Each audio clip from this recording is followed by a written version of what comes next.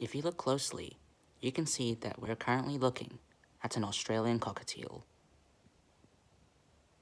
He's currently scanning for food. While he's in a household, there's only crumbs that he can find.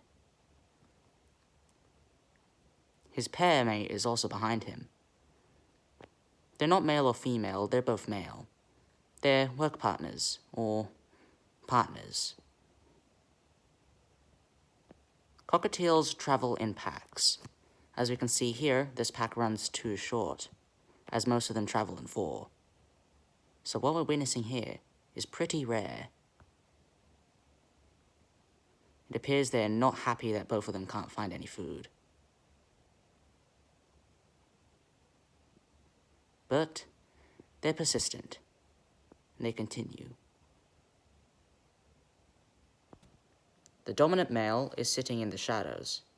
Let's call him Banana, and his workmate, Mango. As they are currently working together, it appears that they did not find any food for the time, as they appear to rest, as these birds are nocturnal. His mate inspects what his boss is doing, as they prepare to settle for the night.